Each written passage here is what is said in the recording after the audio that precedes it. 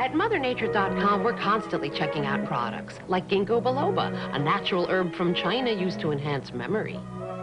As ações da Mother Nature despencaram como todas as outras. Estavam valendo menos de $2 em abril de 2000.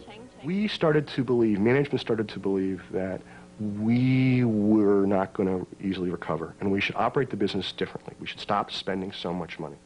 We were on TV at that time. We were burning money, about $8 million a month. Over here, they're checking out maca, a Peruvian herb that's said to enhance male virility. Morning, Mother Nature. We were a wonderful cash-burning machine. So the first thing we did, we just decided to cut our marketing spending, and so we just stopped the cash burn. The dot-com failures continue to mount, Até o final do ano, o mercado continuou caindo. Layoff at online mortgage banker Mortgage.com. The company announced today it's laying off 518 people, or 84% of its workforce. As encomendas desapareceram.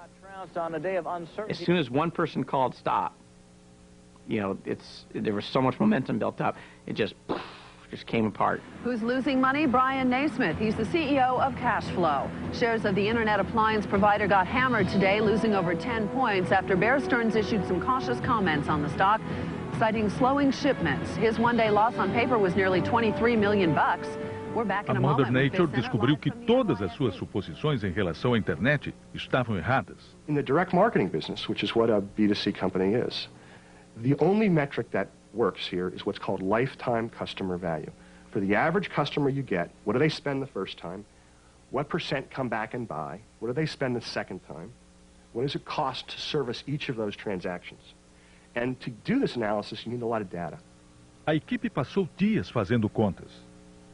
We concluded that our lifetime customer value, given the data so far, was only about $10.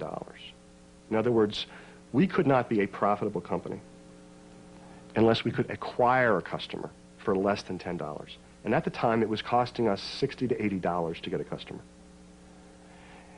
And that was a very sobering conclusion. And the whole theory of e-commerce, the whole theory was that online customers would be valuable. You'd get these customers, and they would be worth a lot, so you could afford to spend a lot of money to get them. And what we realized, and I think we were one of the first to realize it, was that, gee, they're not that valuable. Menos de ano depois da inauguração, a Mother Nature fechou suas portas em novembro de 2000.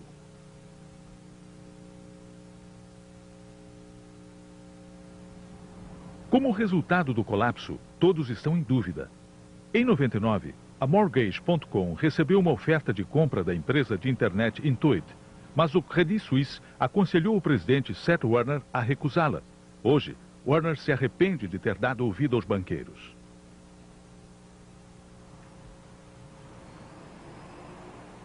The fact is that they make more money doing an IPO, and you're becoming a company in their stable of companies that they've taken public than if they just do a one-time fairness opinion and then you're now a subsidiary of another public company. Pouco antes da IPO, Warner escreveu um e-mail de 2 páginas ao seu conselho de diretores. Todos os diretores da Mortgage.com preferem fechar negócio com a Intuit.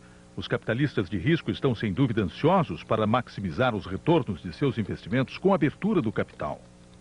One point in time, TCV, and I don't remember who it was, whether it was Jay or Tom, said to me, "We have done this on numerous occasions. We have made a lot of money for ourselves and our shareholders. We know what we're doing." All right? The public, as opposed to taking this price, we should do the IPO. And that's basically the message I got from all 3 of my venture capital companies. I should have been more forceful in the process of getting them to accept those 5 million shares and move on. In hindsight, we should have sold the company rather than go public. Is this a story of greed? Absolutely. Yeah, but that is the definition of venture capital.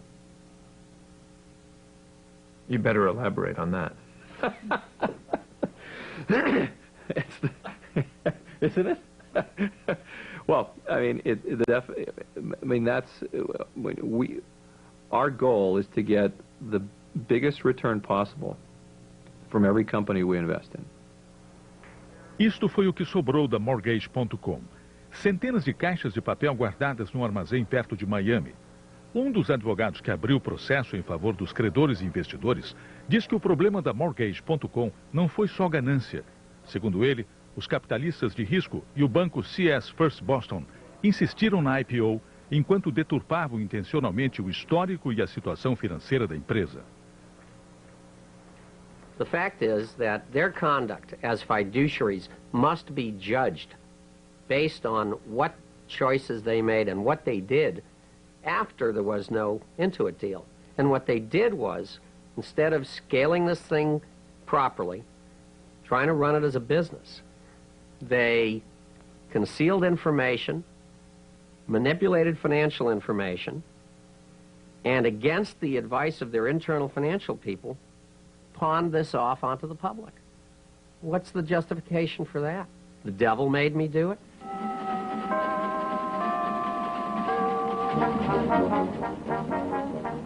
2 meses depois da oferta pública inicial da Mortgage.com, Jay Hogue, da TCV, participou do programa Wall Street Week do canal PBS. Hogue disse que a Mortgage.com estava entre as preferidas da TCV. In the business and consumer area, we're very high on both AutoWeb and Mortgage.com.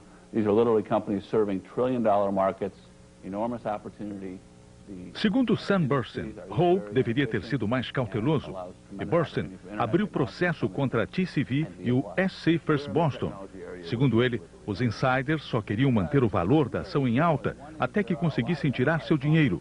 Nem Hogue, nem o First Boston quiseram falar sobre a Mortgage.com. One of the lessons that the public has to learn is that the fact that an investment banker is underwriting a public offering does not mean that it's a sound investment.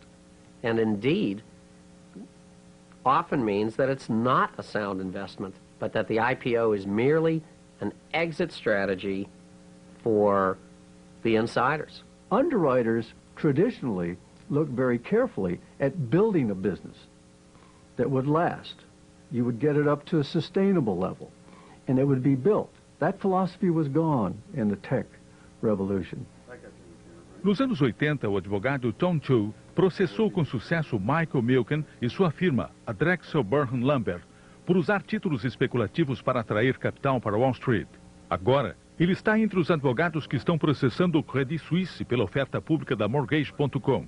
Chu vê semelhanças entre o mercado de IPOs dos anos 90 e o mercado de títulos especulativos dos anos 80.